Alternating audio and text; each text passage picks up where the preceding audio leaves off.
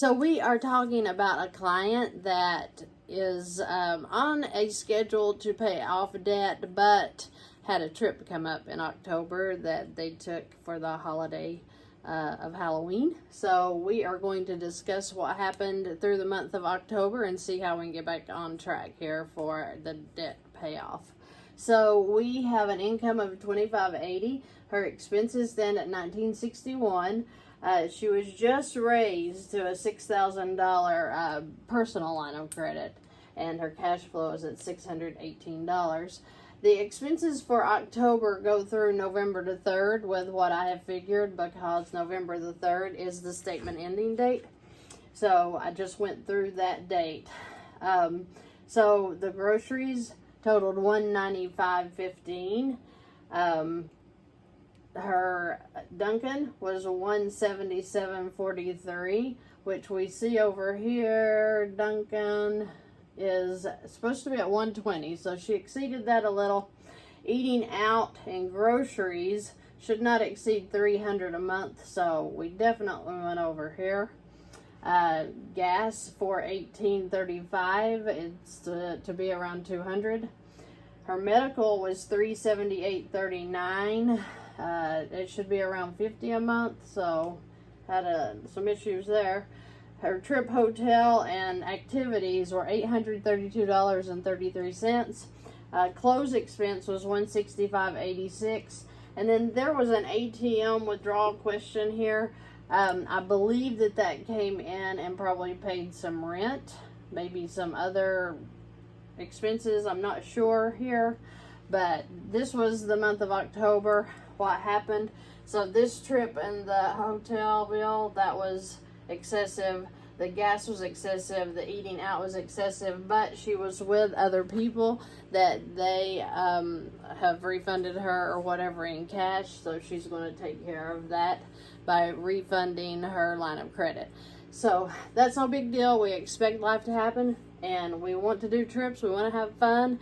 It's not about being frugal, but it is about how fast you want to get your debt paid off. So that's what we're working towards. This is the regular monthly expenses: the food, the cable, Hulu, car insurance, gas, hair, medical, her Amazon Prime, Dunkin', electric. These are all can be all on the Capital One credit card. If you have a rewards card that pays back 1.5% to 3% rewards every month, you need to put all of the expenses you can onto that card. So if we have $896.91 a month that can go on the credit card, that all needs to go on there, and I will explain that. If you have 896, let me figure that. So 896.91 times, let's just say 2%. That would be $17.93 in rewards for just these expenses. So if you had the $17.93 in a rewards, and her total, interest for this month was $49.88, then that means that $17.93 comes off of the $49.88, which makes it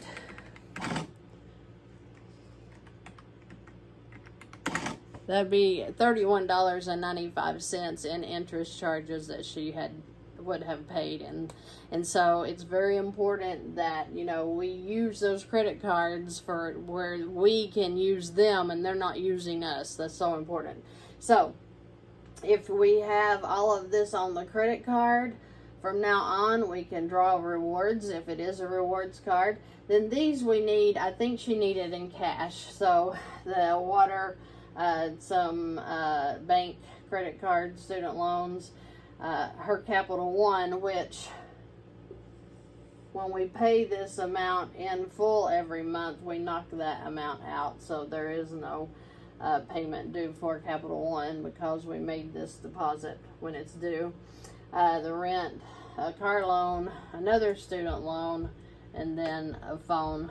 So all of this is in cash, and all of this comes out of her LOC. So that's $955.43 a month that is coming in and out of her PLOC every month. So the next pay date is 11/17/22. She will need to deposit her whole check into the TVA PLOC first, because her PLOC stands at approximately $2,400 right now. If she makes the $1,290 payroll deposit, then that will bring her balance down to $1,110. And then she has $2,863.71, which is due on her Capital One card here. She will need to pay that off on December the 3rd. When she pays that, I'm sorry, it's 28, not 39. 28, did I say that? I don't know. Anyway, the $2,863.71 will be paid off on December the 3rd, bringing her balance in the PLOC back up to $3,973.71. Now, the reason that we are doing this is we don't want any more interest to accrue on this credit card. No more. And we also want to have room on the credit card for Christmas, because we realize Christmas is coming up, so we might as well get ready for it. So I haven't discussed with her yet, I don't think, how much her Christmas expense is going to be, but it's very important that since she had this high trip bill month here, that she really tries to, you know, keep it together on Christmas as much as possible. So if she spends $1,000 in her PLOC for Christmas, we would add that in, which would make it $49.73.71. Then she would come in and she has to pay all of these again on, let's say, the first week or two of December. So you would add the 95543 in there. So you would have 49.73.71 plus 943, which would be 5929.14, which means then that she's going to come in with her next payroll deposit, which she gets paid bi-weekly, so that would be $1,290. Another payroll deposit. We'll take that off, and that's $46.39.14. All right, and then she will have these expenses that will pay off on January the 3rd. So we would have to look at her check, see how she's going to get paid, when she's going to get paid. But I'm pretty positive we would have another $1,290, because we get 2 checks on bi-weekly. So we would take $1,290 off again. $33.49.14 is her balance now. At the end of December, so this is the second check in December. So $33.49.14, and then January the 4th, guess what?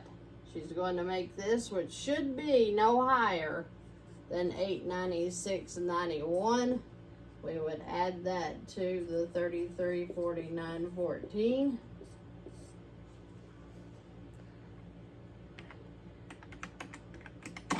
Which means $42.46.05 would be her PLOC balance January the 4th, which she will come right in then, have another check in January. So she'll have 2 checks. So let's just take the $25.80.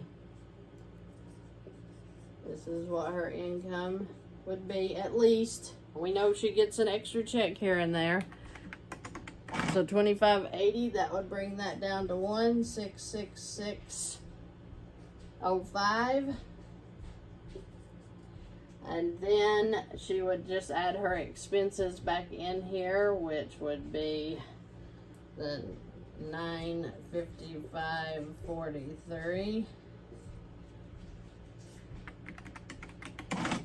So 2621 48 will be the balance of the PLOC at the end of January. So if you have any questions, let me know. Let's always try to stick on schedule with our plan, and that will get us into February. We will be paying off another student loan, and that's what we're going for, is we want all of that debt gone while you're still able to enjoy your life every day. Okay? All right, have a good day, and if you have any questions, just send me an email.